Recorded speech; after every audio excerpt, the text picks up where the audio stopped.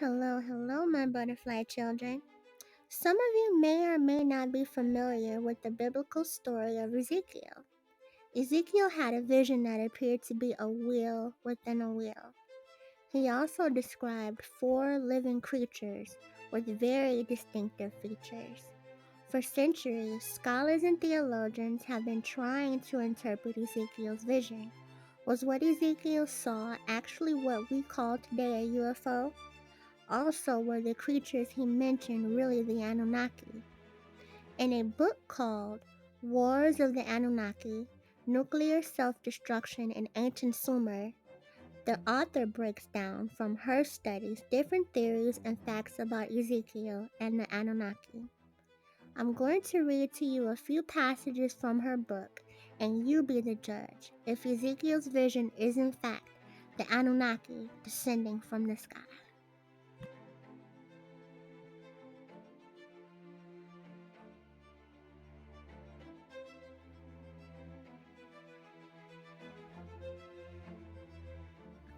Actually, the concept of ancient gods as extraterrestrial visitors is not a new one. One of the common denominators of all the earliest people in the world, the Sumerians, the ancient Egyptians, Chinese and Hindus, Australian Aborigines, Aztecs and Incas, the Dogon tribe in Africa, is that of flight. According to conventional history, there were no heavier-than-air flying machines until the Wright brothers flew at Kitty Hawk in 1903. Yet, all these people have legends of visitors who flew through the skies and brought them knowledge. In the 1930s, fantasy writer H.P. Lovecraft was producing strange tales of great old ones who came from deep space to Earth in the distant past and now lie slumbering in the ocean's depths, awaiting their chance to regain mastery of the world while their minions mingle among us. In 1960, British aviation magazine editor Brinsley Lepore Trench, excuse me if I didn't pronounce that right, published The Sky People, which posited that not only had extraterrestrial visitors come to Earth in prehistoric times, but they are still with us today. But the popularity of the ancient astronaut theme got its major boost in the 1968 publication of Chariots of the Gods by Swiss journalist and author Erich von Däniken. Although savagely criticized at the time by mainstream scientists and theologians, von Däniken's thesis has continually gained validity by recent discoveries in archaeology. Even tales from the Bible take on a new meaning in the light of the advanced technology of today. The Old Testament prophet Ezekiel told of his experience with the vision of God. A close study of his account indicates that Ezekiel was more a precise journalist than a starry-eyed visionary. Now it came to pass in the 13th year, in the 4th month, in the 5th day of the month, as I was among the captives by the river Chebar, that the heavens were opened, and I saw visions of God, he wrote. If he was this precise with his dating, the remainder of his book should be considered a literal account of his experiences. Ezekiel does not merely state that one day he had a vision. For example, in the King James Version, Ezekiel speaks of seeing visions of God, indicating he saw something that he could only describe as a vision of something godlike, beyond his experience. This idea is reinforced in subsequent verses in which Ezekiel states that the visions of God carried him to a city on a very high mountain, that the Spirit of God took him up, accompanied by a great rushing noise.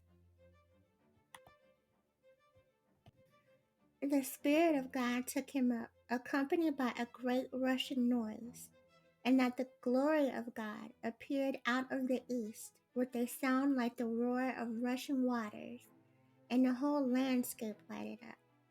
It seems plain enough that Ezekiel was attempting to describe a material object that he both saw and heard, and which later even carried him into the air. Subsequent Bible editions changed the wording to, I saw visions from God. Visions from God implies a holy hallucination, a small but very critical departure from visions of God, implying a tangible object for which Ezekiel has no word of description.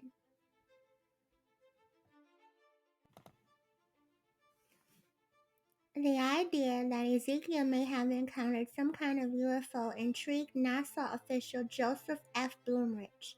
Initially, Blumrich set out to prove that Ezekiel's vision could not have been a flying craft. However, after an exhaustive study and allowing for the fact that the book of Ezekiel was fragmentary and written by someone other than Ezekiel many years after the events, Blumrich concluded that not only was the craft described by Ezekiel technically feasible, but very well designed to fulfill its functions and purpose. He said such a craft is within today's technological capabilities. Moreover, added Blumrich, the results indicate a spaceship operated in conjunction with the mother spacecraft orbiting the Earth. Kind of sounds a little bit like a lot of what we see today. The mothership, UFOs, different things like that. If that's technically the way you want to take it, it could really sound like a UFO.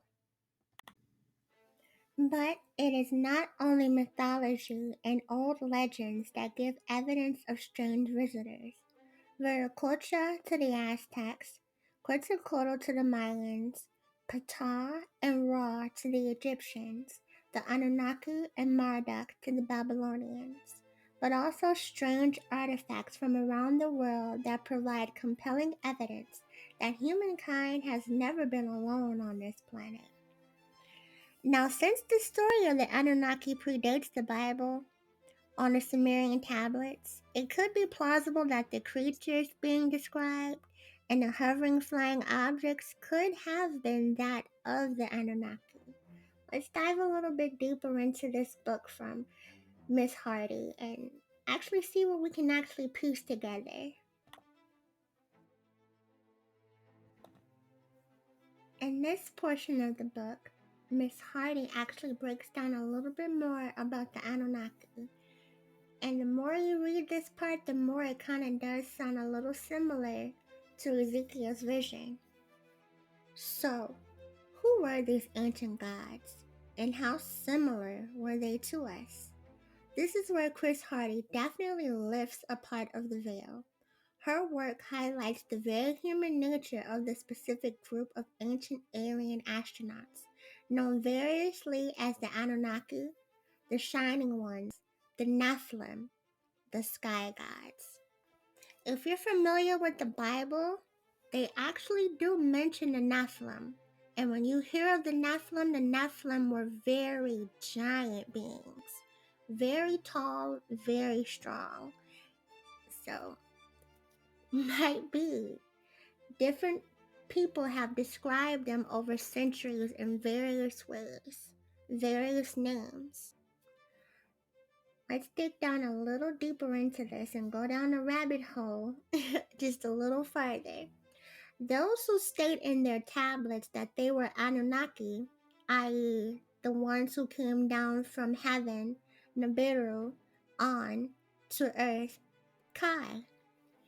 Each researcher in the field of ancient aliens brings his or her own invaluable stone to the edifice, making the case of ancient high-tech people visiting Earth stronger and stronger.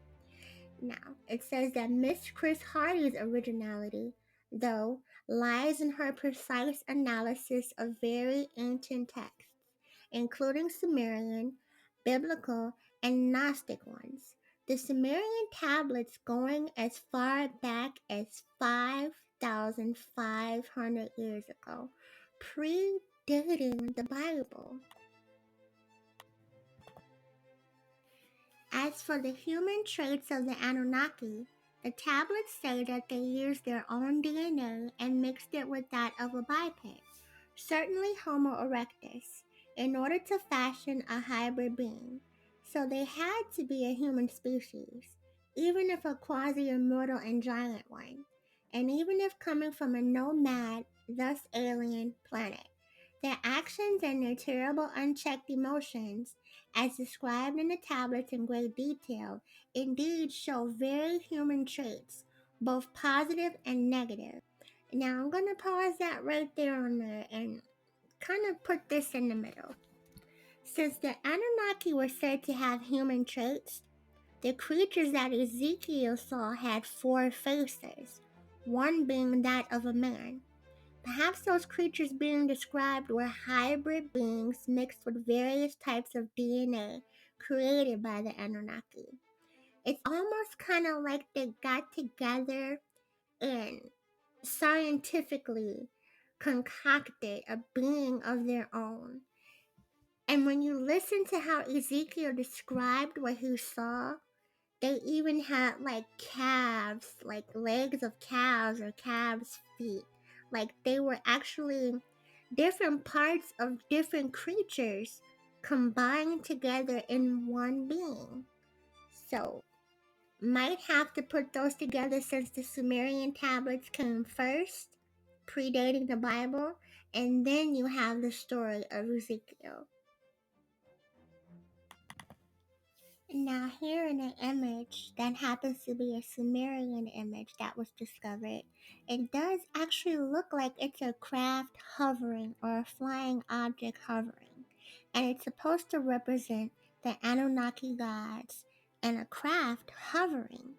Now, if you take a look at this picture in your own mind, it almost does look like a wheel in the middle of a wheel. That could be Ezekiel looking up into the heavens, watching this craft descend from the sky with these creatures, these beings around it.